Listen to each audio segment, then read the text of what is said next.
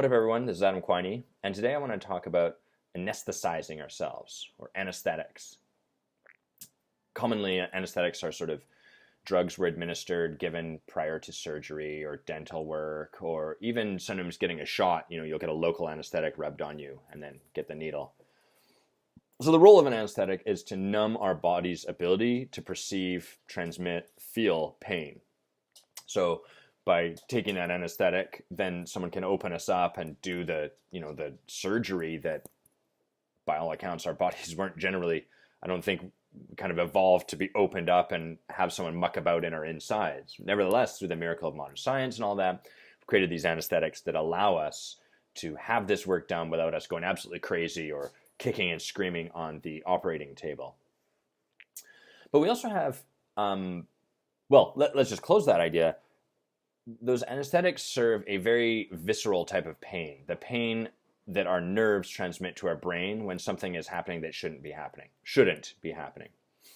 There's another type of pain that humans experience, and that's the pain of not being our true selves. It sounds a little wooey, doesn't it? But there's a real pain that humans experience when we mask up who we are, when we pretend we're something we're not.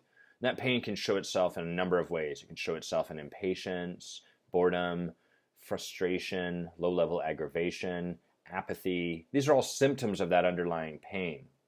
If you have someone trying to be something they're not, it's draining for them. It requires energy for them to put themselves out of alignment with the way they naturally are. And this makes sense if you think about it. Like if you naturally are a very bubbly personality, and you find yourself in a situation that you've told yourself, hey, it's not okay to be bubbly here, I need to be professional, and you start to show up, then, okay, I gotta be professional and proper, I'm gonna quell that bubbliness.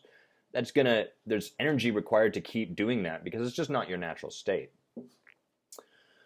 One of the things that really gets in the way of people creating transformation, stepping more into lives that they're passionate and driven and love, is their ability to anesthetize their own pain.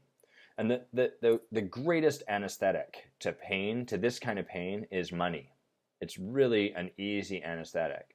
You can see this certainly in the legal profession, where you have a lot of people that don't really enjoy what they're doing. It's not hard to find a lot of lawyers that aren't very happy with what their work is, but they make a lot of money. As they should. Lawyers work ridiculously hard. They take their clients' problems home with them. And we can argue that that's their choice, and for better or for worse, that's fine. But nevertheless, they walk around with those stresses, the stress of their clients on them. And they're dealing with very deep, heavy issues, a lot of responsibility. And a lot of them don't really want to be doing that. They went into a career in law because they weren't really sure what to do, and now they've kind of started running on this treadmill, and they're running faster and faster. They're like, oh my goodness, I don't know what to do, but I'm making so much money. I don't want to let go of this lifestyle. What am I going to do? I guess I'll just work hard. I'll try to run off the front of the treadmill. If I can run fast enough, I can get off this treadmill.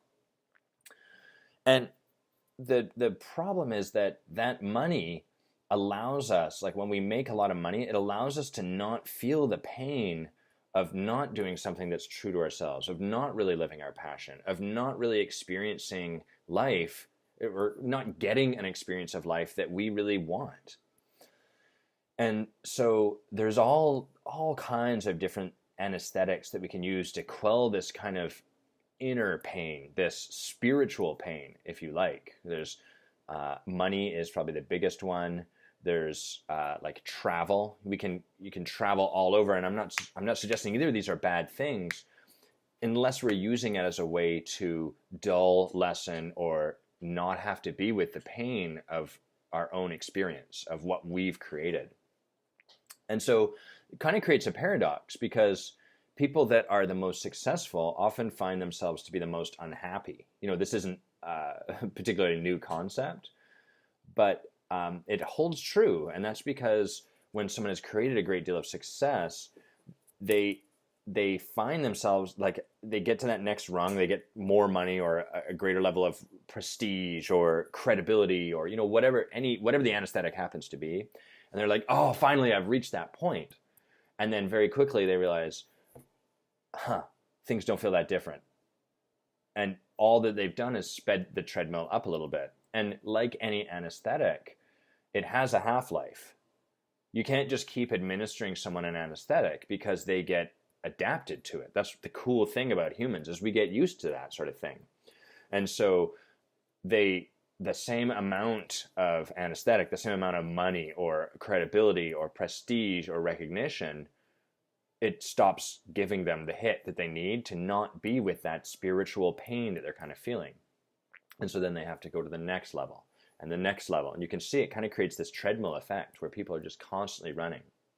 So what I'd really invite you to do is a couple things. One, to look for the areas in your life where you are anesthetizing yourself, where you do have some of this spiritual, this kind of inner pain. And it's not a bad thing to have it. And it's also it's healthy to have it, because as humans, we are multifaceted. We're constantly in a different state of flux. And so we're always like, there's little parts of us over here, cool, I'm actually living my truest self over here, but over here I haven't yet. Or over here I've stepped into something new and I've learned, I need to go back to my old behaviors where I don't show up as witty and clever and maybe drop an F-bomb now and then, or whatever it happens to be. So look for the places in your life where you have this kind of thing. Don't let yourself off the hook and say, nope, I don't have that. I've got it sorted. I'm enlightened, or whatever it happens to be. And two, get really clear on what your anesthetics are. Is it money that you use to dull your pain? Is it food? Do you really like to eat? Does eating a lot of sugar or candy or stuff like that? What about alcohol or marijuana? Or perhaps something even harder drugs? Sex? Maybe you use a really great sex life to not have to feel the pain of not living up to who you know yourself to be. You know, this is actually another common thing. I remember talking to some guy who was telling me, oh yeah, I have sex with all these beautiful women and blah, blah, blah, blah, blah. And what I could hear in his voice was how unhappy he was. He wasn't able to hear that. You know, I reflected that to him and he disagreed with me. But it was really present, not to him tragically, but like certainly to me as a coach listening for this kind of stuff, you could just hear it. It was literally like right below his eyes. So take a look at what your ways of anesthetizing, boy, that's a complicated word, anesthetizing yourself are. And then if you really want to take on a challenge, remove it. Take that away from yourself and force yourself to be with that experience that sits underneath there, because the pain is actually a guide. It's actually there to tell you, hey, something's not right here. There's something to be changed or mixed up. Anesthetics. Much love.